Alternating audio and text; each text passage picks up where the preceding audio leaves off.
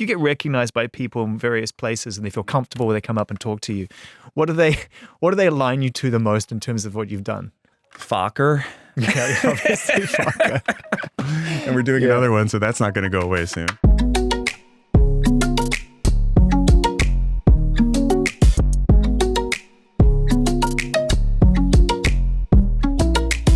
It's a beautiful life that you have, been living in, and not without its challenges, but what a beautiful tapestry you're weaving. Thank you. Yeah, as I go along in life, I try to appreciate the good things and the, how fortunate I've been to be able to do what I love to do and have the freedom to explore what's interesting to me creatively. And that's page number 1, isn't it? For anyone who's listening or watching this, who's thinking about the other metrics of value, whether it's becoming financially secure, important. Whether it's being recognized for what you do, very important. All these are important elements, but the freedom to serve your curiosity, that's got to be kind of like the source. Yeah, and it's an interesting question because I think, you talk about all those other things in life, the life realities that we all deal with.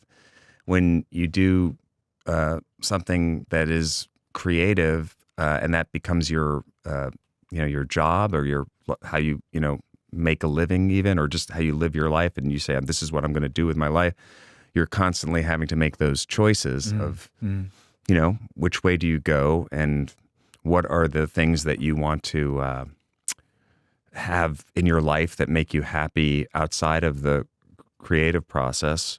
And sometimes that means you have to figure out which way you go in terms of spending your time and finding, not to come back to Severance, but the work-life balance. Or, I guess I wouldn't say the work-life balance for me. It's more like the creativity life balance. Because it's been a consuming experience for you, and rightfully so. It sounds like everyone who works on the show is purposefully, by design, obsessed with working on the show. Yeah. And I'm sure that's the case. I talk to a lot of creative people. It's a blessing, and I know everyone's hyper-focused on every job that they're doing, trying to do their best work. But it just feels like everyone, there's just a real sense of no, we've got something really unique, curious, special, and now successful, which is such a rare combination of factors. It's a precious thing you are in right now, right? Yeah, I mean, it doesn't happen that often. And, once you start working on something, you go all in on it. And you can't really know how it's going to be received or if it'll keep going, if it's something that is open-ended like a series. You just put everything into it and you don't think about the result other than how you imagine it, and in terms of how the outside world accepts it. So, that's, I think, with anything. It doesn't matter if you're trying to do something that's commercial or not commercial. If you're doing something you're trying to make for a broad audience, you do have to have an awareness of certain things. It's wind in a bottle, though, man. It's how do you get it? I mean, that's a question, actually, which is, I've spoken to so many artists who learn that lesson over time. Mm-hmm. Sometimes it comes quickly. Sometimes it comes a few albums in or a few projects in where you're like, I cannot control how people are going to perceive this. Because you started very young in this, and you also started young as an independent thinker. A lot of people start young and are rolled into the system, but you broke out pretty quick and were like, I'm going to make my own shit pretty quickly. Yeah. So does that mean you had to figure that out pretty quickly, that I cannot control how people are going to perceive this or take it or absorb it? Honestly, it was just out of wanting to work and to do my thing. And when I was starting out, I think I'm a late bloomer, really, in terms of just getting to the place where I feel like even now in my life, I have a really much more clear sense of creatively what makes me happy. And I think I've been trying to figure it out a lot of my life and going down different roads, which have all been really interesting. And but when I started out, I knew that I wanted to be making movies, and I knew I wanted to be doing funny things, and I also loved drama, and I was sort of trying to figure out what do I do? Am I an actor? Am I a director? Am I a writer? You're driving all over the road at that point, Yeah. right? It's like, And also like not having a self-awareness when I was younger, I think, of really understanding, like having a clear sense. I really admire artists at a young age who have a really clear sense of, the choices that they make, that understanding how important the choices you make are. And I didn't have that sense when I was younger. I was just sort of trying to figure it out and going off of instinct. And I started wanting to act and I wanted to make films, but I didn't know how to do either, other than grew up in the business. So I knew that there were, like, you go on auditions, or if you want to make a movie, you figure out like what the movie is and you try to put it together. But I personally inside didn't know like what my real sort of calling or direction was. So I just sort of like went in different directions and saw what was sticking. And the making my own stuff came out of really as an actor in like my late teens or early 20s, trying to get work and not really getting hired. So I started to just create my own stuff with my friends. Now this was, again, it was before phones and all of that. So it was a different process to make your own stuff. It was a little bit harder. You had required an investment. Yeah, somebody had to back it. Yeah. So I went down some funny roads of trying to get somebody to pay for a short film I wanted to make, or coming up with an idea and getting friends who I was working with as an actor to be in it. And it was all sort of just, and then there was Saturday Night Live, and that was something that I'd always dreamed of. But then I was there for a little bit, and I didn't quite feel like that was the right fit for me. Yeah. How many episodes seasons did you last? I was there like 6 weeks. Yeah, I was there at the end of a season. And I wonder if that's a record. I think it is. Lorne's got like one Polaroid of you in a drawer in his desk that he just forlornly looks at once in a while. It's like the one that got away. One single tear. He and Jim Downey, who was the producer at the time, it was great. They gave me a chance. I did short films. I made a short film for them that they bought, but I quickly realized like I did want to be directing and making my own short films. And that was where I started with it. Yeah, that's fair. Yeah. You talk about that kind of that lack of sort of certainty, and who has certainty, period, in anything. But that idea of like, oh, which direction am I? I know I can do funny, but I also know that I have a dramatic spirit. Like I know that there's emotion in there that I need to explore away from comedy, right? Yeah. And I think about like all the joy that you've given us by being confused. Like Walter Mitty to me is just the most beautifully confused version of both of you. It's one in my top 10 films of all time. Oh, and thanks, man. I fucking love that film. Watch it all the time. And when you were describing, I thought, oh, that's Walter Mitty. Yeah. That's kind of like, that's you figuring it out in real time, is it not? Yeah, for sure. I mean, the, term feathered fish is used. Never heard that. You never heard that term? Talk me through that. It's like not one thing or it's not the other. It's usually used not sort of like a negative connotation. Right. But that movie, I think, was me trying to express my kind of filmmaking aspirations or ambitions, things that I loved, but also it was a studio movie that was also seen as a comedy too. And I think that's what when I think about it, just, in retrospect, for me, it was trying to make something that I felt really connected to, that was maybe also in a box that the studio saw as maybe wanting it to be something else. Even like with Cable Guy, going back to Cable Guy, it's the same thing. It's like Cable Guy, let's make a weird, dark kind of, like we watched Roman Polanski's The Tenant and thought, oh, let's do that, like a comedy. Which blows my mind, Ben, because you're dealing with a star at the time and you're paying him the most amount of money any male actor has had on screen for a weird, dark film you're trying to make. Yeah. That in itself is such a paradox. Yeah, well, it was the fact that he was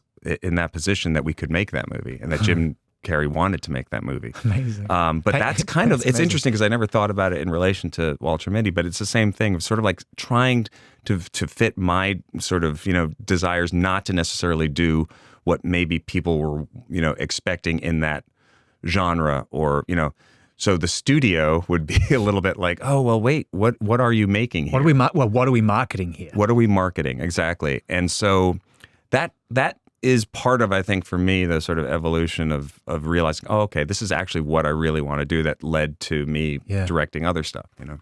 There's so much heart in that film. I mean, it's such a beautiful ballet dance between the bits that seem so ludicrous and funny and the laugh out loud moments, and right through to the moments that just make you want to cry because life just seems so beautiful when you're playing football. You know, when you you're longboarding to Jose Gonzalez. I mean, dude, that's like so fucking great. You just I asked Tom York once if he gets the same emotion listening to a song that makes me cry, and he was like high five, and he was like, absolutely. So let me ask you this: like when you're in a studio or in an editing suite and you're watching it back and you're seeing you longboard, and I know you're looking at it from okay, is the grading okay? Is this okay? Which shots do I want? But Jose's playing and you're skateboarding and you're in Iceland. Is it emotional for you? Well, by the way, I met Tom York once, like 30 years ago or 25 years ago. How'd that go? It was great. I'm such a huge Radiohead fan. Same. And he was very nice. And I just remember he said to me that he really enjoyed Meet the Parents, and that made me laugh. Because he likes. We have this image of him just sitting in his misery at all times, but he's not that guy. Enjoying Meet the Parents. That's so good. That's so good. He's amazing.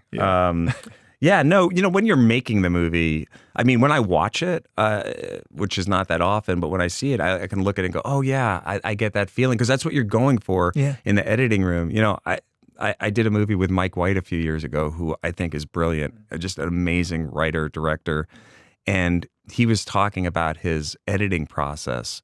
And he says he's in the editing room with his editor, with the music and the shots and putting it together, and he's literally trying to get to a place as he puts it together where he feels something. He's going deep. He wants to feel it. I think that's so much of what the editing process is. When you put, it's probably why it's my favorite part of filmmaking, is that when it all comes together, and then you get that feeling for yourself. And of course, you can't know how an audience is going to react until you put it in front of them. But of course, with anything that you're making, when you can feel that in yourself, you're the first audience, and you have to go from there. Yeah, it's like, Brian Eno says, step number one, what do you like? Yeah, exactly. And that's actually something that's kind of probably taken me also a little while in my life to get around to really kind of just going, you know what, I really, because it is, when you start to make movies and people go to them and start to be seen as like a comedy person or whatever, it's amazing to have that connection with an audience, and it's fun to do. But if you do have the other stuff going on, sometimes it's harder to go in a direction where people don't necessarily see you. Yeah, because your identity, you've just done a whole lot of identity work that you can't control, because we like you as that guy. Right, exactly, which is great. It's like I appreciate that. But it becomes down to the personal choices that you have to make as you go forward, of like, okay, well, but how do I feel about that? Yeah. And that can be tough for a relationship with an audience if you want to go in a different direction. But you have to listen to yourself, and you have to have the courage to do that. And I think for a long time, I didn't necessarily, until I got to a place where I was like, oh, no, I actually just want to do something that, because I really want to see this movie.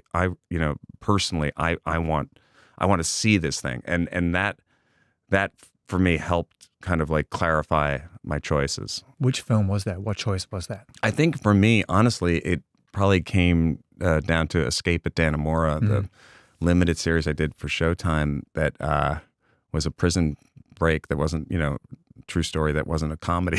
And I wasn't in it. And I was the first thing I directed except for Cable Guy. I was in Cable Guy a little bit, that I wasn't in. And it was such a personal breakthrough for me, because I was so happy. I remember the first day on the set.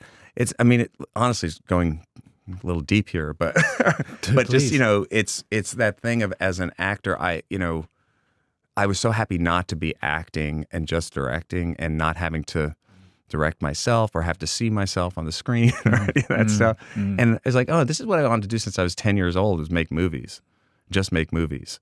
So it doesn't mean I don't enjoy the other stuff, but same thing with Severance too. I love directing. I'm very happy to just be doing that job. And actually, having directed a lot of movies I was in, I found it much more enjoyable and fulfilling to just do one thing and really concentrate on that and be there fully as the audience, the first audience for the for the movie that you're making. We've benefited from that, Ben. I mean, the work you've done along with the ensemble cast and the whole crew, and your co-developers and everyone who's put this together, right? It's a real collaboration. You really obviously. get a sense of that. You really do. And I've always worked that way too. Yeah. And I've always worked with people who I think are really talented, and I think that's so important to really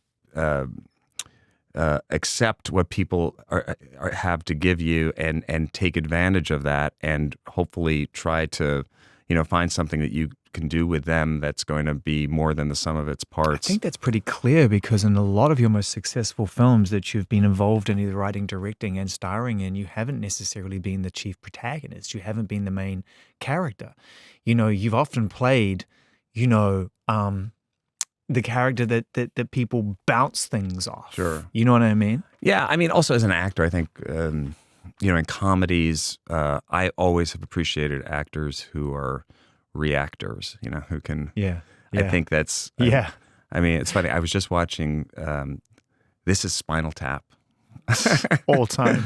Again. All time. And one of the funniest parts of that movie for me is Rob Reiner, the director and co-writer with the guys, just reacting, his deadpan reactions or whatever the reaction is. I know. And that's to the ridiculous things that they're saying. And that to me, people like Gene Wilder, Charles Grodin, these are like actors who I grew up watching and just loving and their comedic timing. And it's so simple, but it's to me, it's the most enjoyable, funny thing to watch.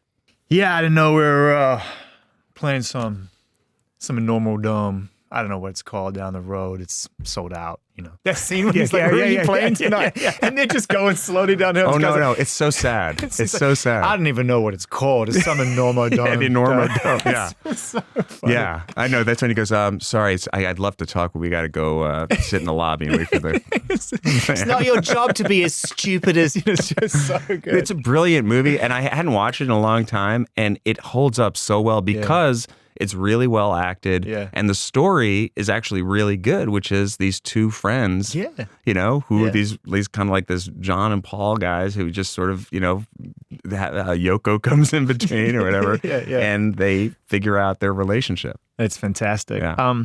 Just going back to MIDI for a split second, an important moment, because I spoke to Adam Scott about at the beginning of the sort of season 2 rollout, and I'm so glad we're getting to talk, as Net's now getting into award season, and there's talk about season 3, so it's beautiful booking. And he was saying how important that moment was, because obviously the connection that you two made and how he really feels, and I think I can speak on his behalf here, it's all on the record, how you saw something in him, I guess, from that moment that he didn't even know at the time that he was capable of, which was leading man energy, that he didn't know that he could carry, with an ensemble, but kind of carry a lot more of a franchise or a movie. At that time, he was the guy rolling in, trying to steal a scene here and there if he could, just to make it better. Yeah, well, I was a fan of his from Step Brothers. I saw him in Step Brothers, which is, that's just a ridiculous character who's this really awful guy, but so funny. Yeah. And in MIDI kind of needed this guy who was sort of the antagonist, and knew he would, it was sort of like, it made sense from that movie, that I could see that.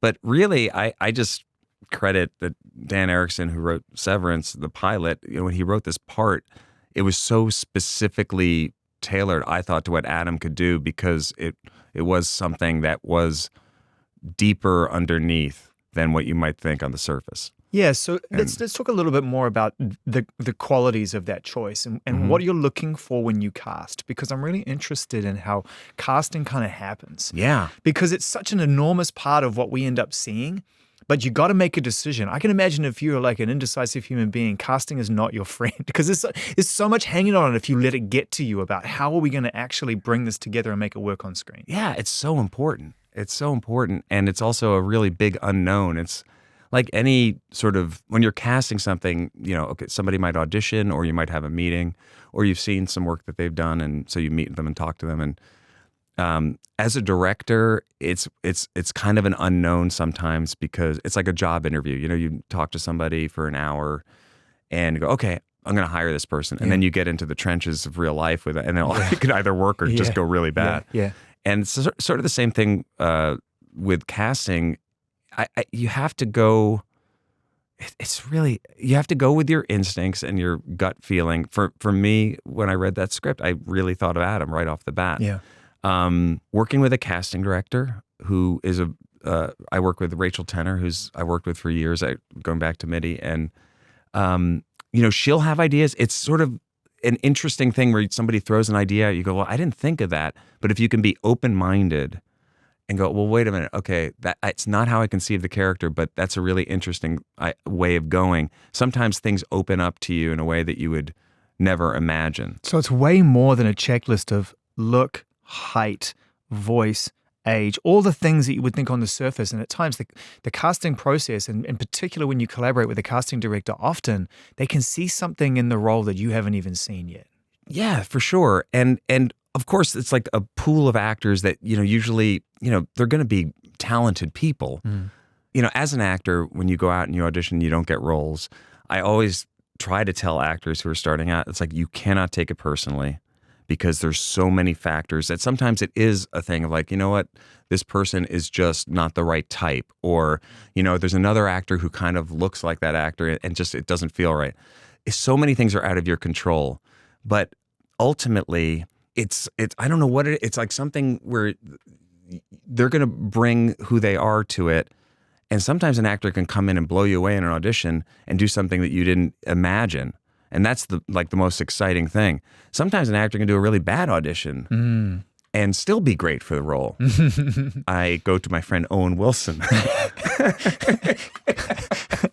And by the way, I'm the king of bad auditions, because I auditioned for years and really, I can tell you auditions that I tanked at the final callback. Mm-hmm. My cousin Vinny, you went all the way through, and then got to the last callback, and I was told years later by the producer, yeah, you were really bad. You got really nervous and you just tanked it. But Owen came in to audition for the Cable Guy, and I didn't know him, and I didn't think he did a good audition.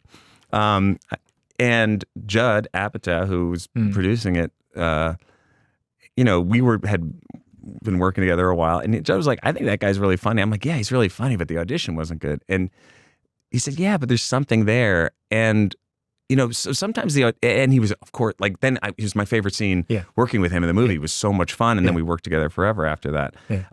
So I try to give actors the benefit of the doubt auditioning, because I know I'm bad at auditioning. But it's beyond the audition. Sometimes an actor will give you something in an audition, and you don't get anything more than that. Yeah. And it's isn't it interesting as well that you're sitting there watching Owen audition, and I guess you're so close to it, right? Because it's a big deal at the time. This is a big opportunity for you, that overanalysis is naturally going to lean into, is going to overshadow some instinct. Whereas maybe Judd just has a little bit more distance to say, hey, nothing's perfect here. You just gotta. Yeah. Well, I think I credit Judd. Judd is really good at casting. Yeah. He's discovered so many amazing people. So I really give Judd credit there for trust. It's exactly that. Judd was just trusting that his instinct was like, oh, this guy could do it. I maybe was coming a little bit more out of I'm the director. If this doesn't work, I wasn't that as secure. I've got a mood board here, and I've got to take a step back and go it works when And also it's like a studio movie, and I was, it was my second movie, I think, or something, or third movie. Yeah. So, it's having confidence. And I think as you get older and you have more experience, you tend to rely on that more. And then with something that's like a show like Severance, the growth that happens is just incredible in terms of how the actors then take ownership of their roles. I want to talk about that because we've watched that. It's such a unique experience watching Severance from a casting to screen point of view, because they are literally playing roles where they have to get to know themselves in the show the way we are getting to know their characters. Right. Normally when you pick up a movie, it's like someone's 35, 2 kids, da-da-da-da-da. They got to hit the ground running. I'm a 35-year-old married man with 2 kids struggling at my job. Right. You're just joining me. You've caught up to my life. But with Severance, it's like Mark is kind of having to Hallie is having to understand who am I any. Right. And so you're literally kind of having to trust the process, like they're having to discover the process. That makes sense? Yeah. Also, it's I remember my Severance brain way too hard right now. No. I mean, the interesting setup in Severance is that the severed floor and the innies are in this world that we've never been in before. So we're sort of having to try to figure out like what the rules of this place are and what is their experience. Mark S has been there for a few years, but he thinks he has it all figured out, but he really doesn't but he's very sheltered because he's really only like 2 or 3 years old. So that's for Adam as an actor, he has to figure out what that is. It's different than the guy from a sitcom or something where everything. So he's having to figure out, what do I know, what don't I know?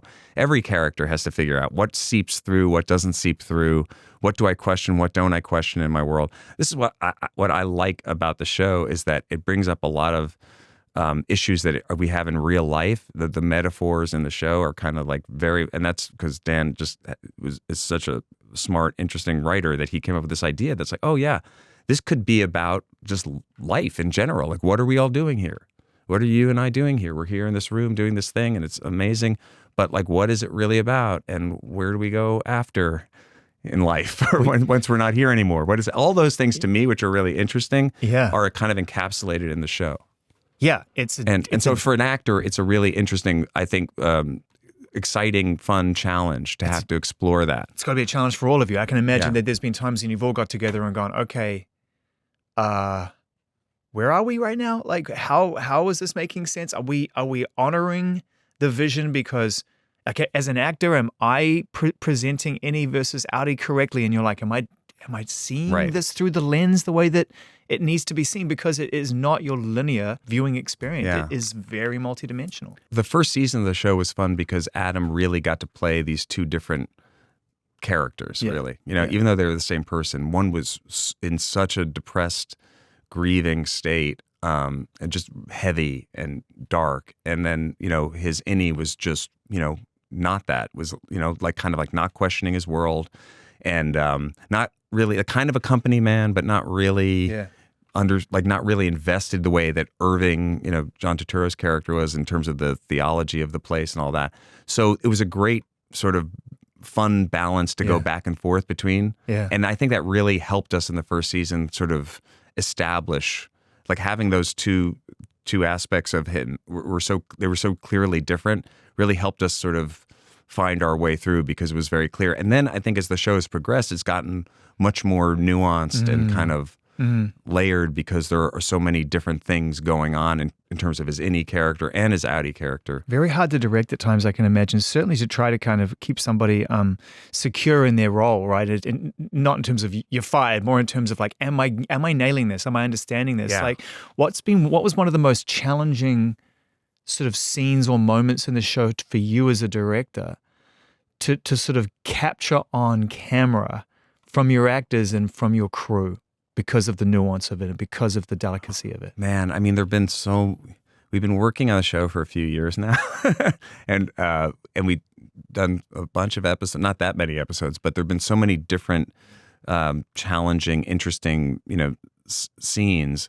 I mean, the thing that's sort of like freshest in my mind right now is the scene that Adam does in the end of the second season, where he has this conversation with himself, where he videotapes himself. What a dynamic. Yeah. I mean, what a beautiful rising dynamic. I mean, a frog in a pot of boiling water. Yeah, yeah. And that was, challenging on the writing end, and because we kept on rewriting it and trying to figure out, like, what would this conversation be? And then for Adam, just to be able to actually figure out how to play both sides of that. Yeah. And having to do both sides of it. And then the technical aspect of just having to, all right, we're going to shoot, all of your innie side now, and then we're going to shoot your outie side, and then wanting it to build. And on the page, it's sort of feeling like, oh, this could just be like a kind of a boring, 15-minute. It's like 17 minutes, I think, in the show. And like in the back of my head all the time, I was like, I hope this is interesting. I hope this is interesting. But when we got our first cut of it together with Jeff Richmond, who edits the show, we watched it, and it was like, it was long, and it wasn't quite, didn't get the rhythm of it totally right. But it was just fascinating to watch for me as an audience because of where we were in the story. So I felt like it's kind of the same way the end of the first season sort of, I think, paid off a lot of what was set up during the season. This scene was sort of, we were building to this scene. So really, as long as it was, done in the right way, it was going to be interesting It was tense. because as an audience, Yeah. he's talking about these things that you really want to understand. We've been waiting for this moment. You've been waiting for this. We've been scene. waiting for this Yeah. moment, and So- it's so interesting because it begins and it's like, okay, you know where it's going to go. It can only go one way, but when Right. it starts to fall apart, oh man, Yeah. it's tense. Yeah, and Adam really was, I think, was a big part of that because he made this choice that was sort of there in the script, but I think he really dug into it of that his Audi was going to try to manipulate his innie, and try to get what he wanted. Yeah. And I think, and obviously his innie kind of picks up on that. And it was really important because I think it then ended up paying off the very end of the episode too, in terms of the choice that his innie makes. Because he had that conversation in his head too. So, but I think it all comes back to the writing. Honestly, I think it all comes back to you could do all the best acting and directorial flourishes and all this stuff, but if the scene is not the right scene, and if it's not something that the audience Something wants, you can honor. Yeah, it doesn't progress to that, then it's never going to be something that draws you in. it's like songs. If the song ain't there, you can produce it the way you want it. You can make it Right. sound magical, but if the song isn't going to speak to me, Yeah. it's that feeling we were talking about going into going for the It is the feeling. deep stuff's the good stuff, right? Honestly, for me, it's very much the feeling. I don't know. It's like you when you go in the editing room. It's like I want to be in a world that I want to live in, that I want to be in, that I like. That it's kind of a fantasy. It's an escape from reality. Yeah, but the beautiful trait is that while you're escaping reality, you're learning more about yourself than you ever would trying to serve the real life that's on offer. Sure. Yeah. You come out with such a much better understanding of. It's so interesting. I've spoken to so many great creative people who have no idea that they were actually digging deep at the time, and they come out and they're like, "Wow, I guess there were just some questions I needed answering, and I didn't quite know where they were." Yeah, I think it's it's about the specificity. You can't be thinking about, oh, this is going to be so affecting, or this is going to answer those questions. It's just it's the specificity of the specific scene, and and making sure it feels real and makes sense. And I think that's what directing is about too. It's kind of just reacting to what is in front of you as an audience and going, well, this feels right, this doesn't feel right, I believe this, I don't believe that. Yeah, it's just you're right. It's just I just know it should go 2 inches to the left or an inch to the right. Yeah. It just got to feel that way. And it's easy to kind of, it's almost easy to parody in a way because the crazed director is like, I have to have it this way or that, Yeah. But part of it is because you're trying to create a reality that that you can believe and fall into. But I just want to say that other aspect where you're talking about the feeling, that's hard to explain because sometimes it's just and that's why music is really important to me. And Teddy Shapiro, who's our composer, who did Walter Mitty too, and Dodgeball and a lot of other movies, he's so brilliant, and I love his music so much, and it makes me want to. I want to live in the world of his music, and so when I put that music with the images, and you get a feeling of a moment, it's just there's nothing like that. It's magic. Yeah, It's magic. Yeah. And it changes our chemistry. I mean, it alters our day, alters what we talk about, alters how we relate to people, alters the course of our life. Yeah. We don't give that enough credit. We look at it as consumable product. It's not music, art. These things are unfettered human experiences without any interruption. You have earned the right to be able to hold the line and say with your team, if we have the best intentions, we are going to present this in the way that we mean it to be loved. Right. And that will have a pure effect on us. yeah. If you're coming from that place, you know what I mean. If you're coming from a place where you're trying to do that for yourself, then the experience of having an audience watch it and feel that that's an incredible feeling. Because you know how you feel when you watch it, but then that it translates to an audience and that people get that too is something that really brings you closer to other people too, because you realize, oh, we both have that same reaction to that. How has directing Severance altered your sort of appreciation or your approach to being on screen? Because obviously a lot of people really know you as being an actor, and you've got some projects coming up where you're getting in front of the camera again. And so, how is it different than it was before? Yeah, I think, it goes back to that choice of saying like, I only want to do things that I want to see, and I think, yeah, as an actor, kind of like, being in that world over the years and doing those movies and having fun, as I started to get closer to the ideas of like what I really like, what really makes me happy or what makes me excited when I watch it, or what creatively fulfills me. I think I just decided that like as an actor, I'm going to wait until that comes along. And sometimes, those opportunities are few and far between. Yeah. Especially when you go away from acting for a while, because like you're at the loop. train moves on, and I personally am not dying to see myself in anything else ever again. Like, I'm not going to go, like, I can enjoy a movie that I've made as a director. Yeah. Because of all those elements. But when I'm looking at myself, it's much more complicated and harder. And Okay, tough question. Yeah. Do you find yourself funny on screen sometimes? Can you laugh at your own performances? Yeah, sometimes. Yeah. Sometimes, to be honest, Yeah. like I'll look back at stuff like in Dodgeball or something like that, and like I'll go, oh yeah, that makes me laugh. But I also remember when we were doing it, I was having so much fun doing it because it was, and so that's fun and that's great. But, as a dramatic actor or having to kind of analyze myself on screen that way, I've actually, if I'm being honest, there are things I've done that are not funny too, that I've gone, okay, I feel good about that. And then there are things I watch and I go, I can't watch that. Like, what was I thinking? But I think that's any actor has that, and it's also, you kind of go back. It's interesting to look back at early stuff because there are certain things I go, okay, yeah, that was good, but then that was awful. Yeah. And I was really trying to find it. I was figuring it out. Yeah. I was figuring it out. Yeah. What do you get most, let's lighten it up just for a second. What do you get sort of most, if you get recognized by people in various places and they feel comfortable when they come up and talk to you, what do they align you to the most in terms of what you've done? Fokker. Okay, obviously Fokker. And we're doing another one, so that's not going to go away soon. Yeah.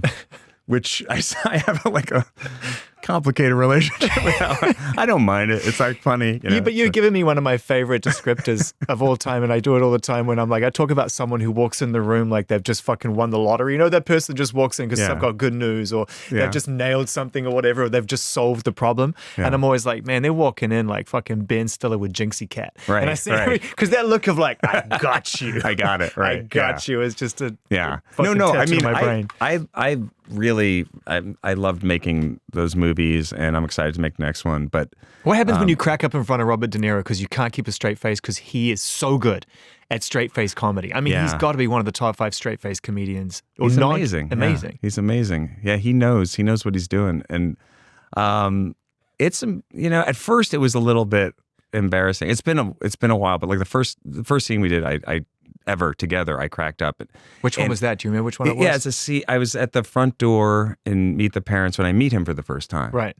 And it's literally the first thing I say to him. I'm like, look, and I think I was like said, hey, I forget what the line was. And then I looked at the house and I was like, oh, this is like nice. I looked up at the house and then he looked at me and went,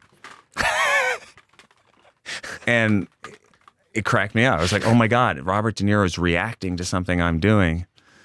And it's funny. It was so fun. It still makes me laugh. Yeah. Because he's really funny. He's funny. But man, he's so good. And he's like any great actor. That's what they listen and they react. Yeah. And they're in the moment. Same thing as Spinal Tap. It's all just listening. And when you're in the moment and you're reacting to the reality of what's going on, that's the best. So yeah. One of my favorites is you and Tom Cruise in the parody of the Stuntman parody. Yeah. And it just keeps giving because there's always another Mission Impossible movie, so it just keeps giving, and it's just that moment when you both laugh, right? And when he laughs, because the whole time he's just like, I don't even want to be next to this guy. This guy's like just really like creeping me out. But then when you laugh and he laughs at you, it's just this. I know. It's fucking perfect. He's just another funny guy. Yeah, no, he's open to anything, and that's why he's so good too. Is that he wants to like it's that cruise sort of mentality of like, how do I do this right? How do I do, His intensity is almost, you have to almost not laugh at his intensity because it's genuine. But it's genuine, and he has a sense of humor about it too. Yeah. But it's Ben, but it's that, right? It's just like, right. Look at. But it's genuine. It's real. Yeah. Like he really loves movies. Yeah. He loves and he appreciates the process, and he appreciates actors, and he wants to comedy wise. He's like he's so open. Yeah. But he's really good with comedy. I mean, Jerry Maguire, like he's always been good with it. Yeah. Yeah. And that was really fun because it was just so weird, and it was just that laughing, like finishing each other's sentences. It was a very real moment. It was just like it was just real. It's just the intensity of the laugh. It's like it's well, it's also like if you're doing an impression of somebody and they're right there, like what better way to be able to do an impression of somebody if you can just see them doing it and then just try to do what they're doing. So it's kind of cheating in a way, But it's almost like you're laughing. It's like I'm in pain. It's not even like an enjoyable. Well, the sadness, like, the pain. It's just so intense. It's just like, oh my God. Comedy is pain, as we all know. Comedy is pain. Yeah. So you're doing Meet the Parents 4. I actually, I was really thrilled to read that Ariana Grande is taking part in it because she's so talented. She's so talented, and she is funny as well. She's amazing in Wicked. I went to see Wicked with my daughter in the theater and had the best time. And I can't really say too much about it, but she's going to be so great in this movie. And it's going to be really fun to play with her because it's like a very specific character that she's playing. And I think it's these movies are all about sort of like the family interactions and the subtlety of the things where we're trying to kind of everybody wants to get along with everybody, but we all have our baggage. And that's what I like about Meet the Parents. It's really about these dynamics that we all can connect with. I've really enjoyed watching. Well, I did really enjoy watching you and Timothy hanging out for a few weeks, having a good time. You talked about how you really admire younger actors who have a singular focus and are able to kind of absorb and pick things up fast and really dedicate themselves to the work. And he immediately sprang to mind because I've spent the day with him. We had a really great day, and I was really blown away by his understanding of what it is he's trying to achieve and his eye on the prize. Well, I mean, it goes back to what I was saying earlier. Yeah. 29, 30-year-old Ben. Yeah. I was trying to find it, and I think young actors like Timothy, who have a really clear sense of what they want to achieve and what it's and the choices. It's all then becomes about the choices. Cruise did that too. Like he made choices very early on to work with really good directors when he could be doing a lot of different things. And I think he has he has a desire to do the work. And from what I've seen that he's done, I honestly, we just hung out at these games as two guys. He's a great hang. He's a great hang. Well, he's an incredible Knicks fan. Yeah. That's the thing that is no question. He feels it as the millions of Knicks fans that feel it deep in their bones. I felt for you, and I didn't when I saw you post about your carry-on luggage, and it was. And Tyrese had, Well, that was before the game had not happened. No, obviously, but and then Tyrese came back at me. You alley-ooped him. You threw the ball up, and he was just dunked on you in the most beautiful way. The difference is that you alley-ooped the wrong team. And credit to him for the comeback. It's a great comeback. And look, it's like when you win, you're allowed to do whatever you want. Of course. Trae Young can roll his dice on the center court at Madison Square Garden. I don't. There's the story is not over. No, it's not over at all. I was sad for the coach. Yeah, full transparency. Love Tibbs. Tibbs. Yeah. It's a tough one because he has gotten the Knicks further than they've ever gone before, and we all love him. We love Tibbs. Yeah, because that all he does is think about how to win. He's got great Sir Alex Ferguson energy when his team doesn't do well, right? Which was the great coach of Manchester United, who when a player would overshoot a cross or take a shot from outside the box and sky it off into the upper reaches of the stands, Ferguson would be like,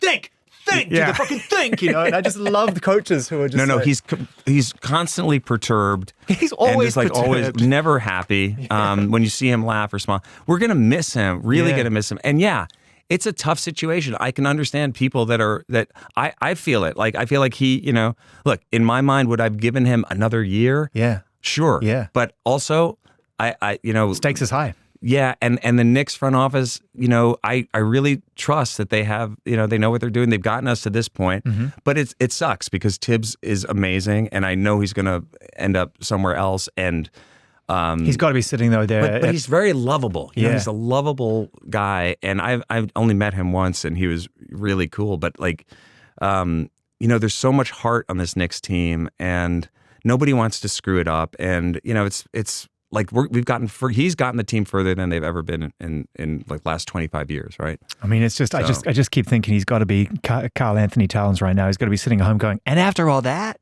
like, Right. after I did all of that, Right. I'm fucking. You know, it's a tough call, but Yeah, but also credit to the team. You know, Cat came in, like, you know, they traded for him like the day before training camp. yeah. So, you know, there's further to go with this team. I'm so excited. I love this team. Same. I'm excited too. I'm actually a Knicks fan, and I mean, going way back to Ewing and Barkley and Starks and the whole time, and then I go all the way back to Willis back. Reed days. Yeah, when I was a kid. yeah. So you know, we know certainly from my experience, you know, watching them But consistently. you have to understand though, this was a fluke that Indianapolis won the series. Okay, that first game was a fluke. It was a lucky bounce, and yes, the Knicks had a 20-point lead that they lost, so that's on them. But it came down to that lucky bounce. Okay, and if they didn't lose that first game, it's a totally different story.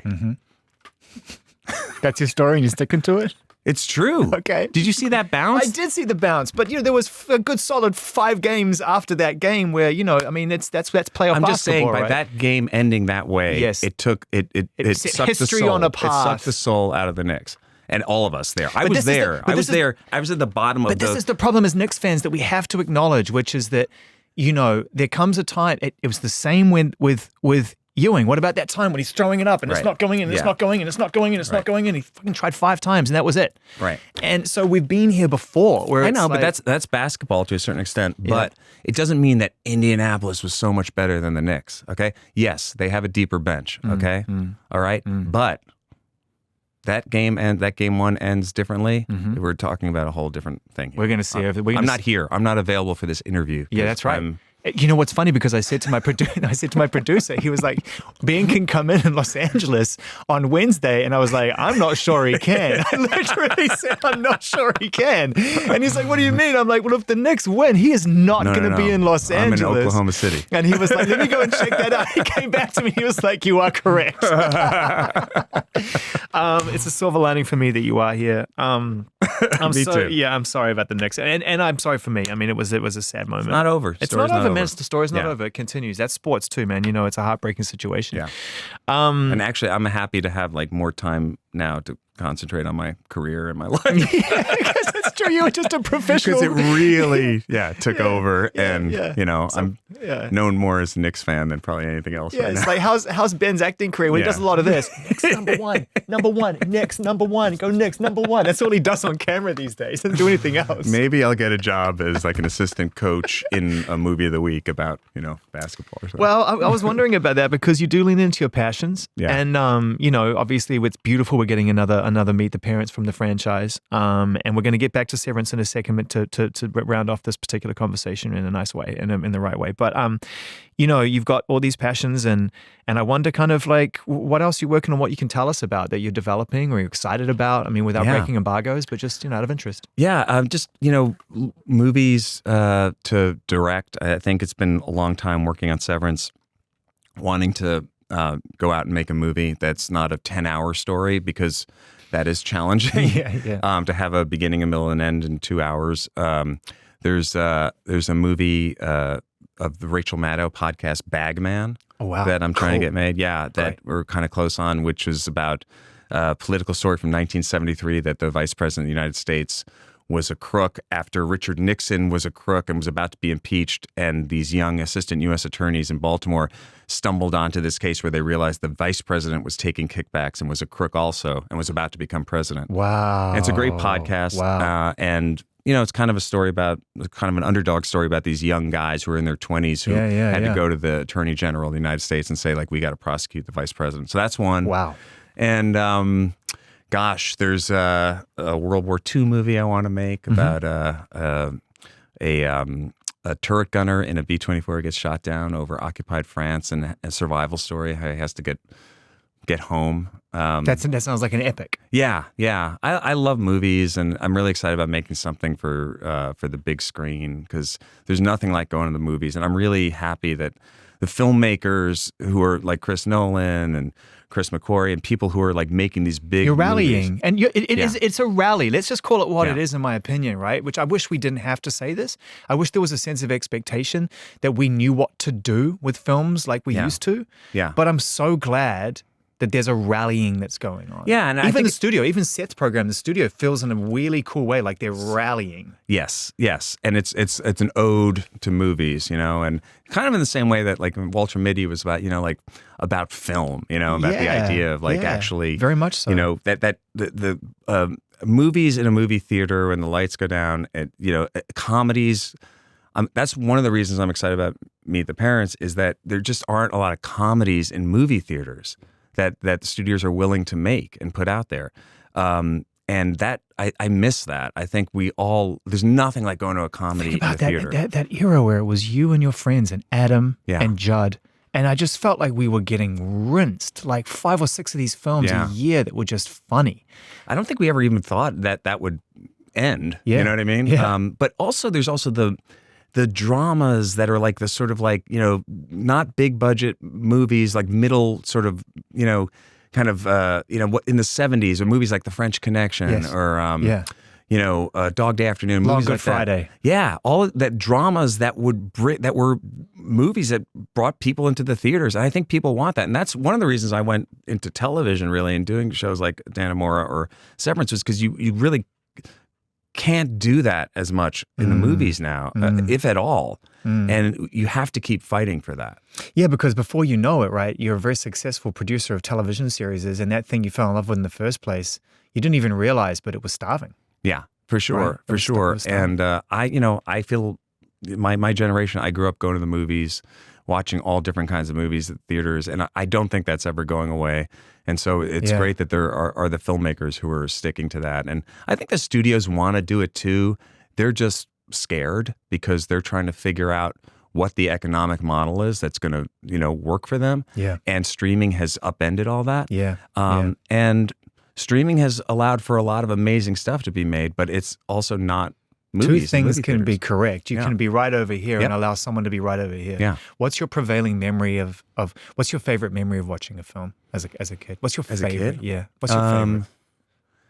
I remember going to see The Exorcist when I was, what year did The Exorcist come out? Like 74 or something? Yeah. I was like 9 or something. Yeah. With my sister at the Chinese theater, Grauman's Theater in Hollywood, not telling my parents. My sister is a few years older than me, and she took me, and we went and saw it, scared to death. Still. So scary. It's terrifying. And then my parents getting mad at us because I couldn't sleep and I wanted to go sleep in the bed with them or something. The veneer falls away. But it away. was so visceral. Yeah. And then also seeing Poseidon Adventure in the theater. I remember that too. I actually ended up going to see it about 15 times in the theater when it came out. I remember crying at the end of that film. I remember just being overwhelmed by the incredible. Yeah, amazing. Yeah. As we get closer to what will be the return of Severance, and I say that with hope, and I know I'm rushing you a little bit because you got things to make, but there's been a little bit of talk in the press recently about the language is sooner rather than later, and I think everyone's acknowledged that, you know, there were a lot of factors that played into the delays on season 2, which, by the way, is such a beautiful problem to have when people are complaining about how long it took for something to come back. It's like at the very essence of it, we just want it. So that's all been cleared up. So what does the road for the show look like now? With you being so busy, but there's a desire to start to pick up on these questions and what answers we have and get closer. Yeah, I mean the desire is always to get it back on the air as soon as possible. it's always been a complicated show in terms of just figuring out how to do it, and we're in that process now. We're in the writing process and going to go to production as soon as possible. And it's just the creative process on these things, because you do want it to be good. When we were in the middle of season 2, and it was dragging out, it was going, so many times I thought, oh God, I just wish we could just get this thing out sooner. But then it was that sort of conundrum of like, but we need to make sure that it's good when it comes out. Yeah. And we have the luxury in streaming of being able to take time in between seasons. Shows on network television have never had that. So I'm grateful for that too, that we have the time to, but it's not something that I don't think, no one should ever think that we're kind of just, hey, we're just going to take our time. It's like, it's not like that. We always are wanting to get it back out there just because you want to keep the continuity. And my hope is that in the future on the show, in terms of seasons, that it's, the work that we're doing now is going to help that cadence. Speaking of cadence, as we draw to the end, Ben, you're working on a show that falls into really rare air, which is like you have to decide what we know when we know it, and you have to make it interesting enough for us to not feel like we're just lost here. Right. The most obvious example, which kind of gets a little bit too much of a tough kicking, but it's kind of true, was Lost, right? Lost was so good for so long, and then in the end, I just felt like, oh man, I think you've dragged this a couple of seasons out. I'm more lost than I was 3 seasons back. But Lost is that. What I was saying, that was a network show where they were making 22 or 24 that's episodes right. The cadence a season. It was different. Yeah, they had to come on every September. So imagine that. Yeah. And that's why I say we have this luxury to be able to take your time, at least take the time to figure out what we think it should be. So as a director, though, and a part of the team that puts it together, writing and conceptualizing with everybody, the collaborative effort, as you rightfully called it, as challenging and enjoyable as it is, what is the sort of the unique attribute of working on a show like that, knowing that you have to kind of present something to us which gives us just enough, but also probably asks a completely separate question that then diverts our attention while this thing gets kind of, it's such a dance. It is. Well, it's also like a gift too, because you're like, how lucky are we that we have a show that when season 3 does come out, that there will be people who are waiting to see it. I mean, honestly, that's like probably the most challenging thing making stuff these days is there's so much out there. Video games, phones, movies, TV, everything. To have something that there's going to be an audience waiting for it, and they're going to be critical, and they're going to be, really ready for it and asking questions, and you need to make sure it's good, but they're there. Yeah, we're waiting. And for me, that's like the gift. So it's just, again, going back to that instinct inside for all of us who are making the show, like, what do we want to see? What interests us? What do we think will be surprising? What do we think will be true to the show? And what is, it is a question on a show like this. What is the heart of the show? Is it the relationships? Is it the mystery? Is it, what is Lumen up to? All those things. There's so many different aspects to it. I asked Adam this, and I said to him, do you know what Lumen does? And he was like, yeah. And there was this pregnant pause, and he was like, did you want me to tell you? I was like, that's not a good idea. I don't want to be the podcast that reveals the whole thing up front. Yeah, but I'm going to take the question one step further now that we're done and say, from the minute you start to the minute it all comes to its natural conclusion, the ride is over, and we all like look at it hopefully and put a ribbon on it and say that's all time great. Is it clear to a few of you what the arc is? Is it very, very clear what you're working towards? For sure. Wow. Yeah. And it has, it ultimately, the show is like, we're human beings, right? So I feel like ultimately the human connection is what it's all about, the human experience. And to me, anything that I ever watch it's always on an emotional level. When something hits me on an emotional level, moves me, makes me feel connected to the world or to other people in some way, the stuff we were talking about earlier, that's what it's all about. And I think that's always been like sort of what the point of the show is. So, it's been really that's not giving anything away. No, I was really monitoring it because I'm fucking terrified as well.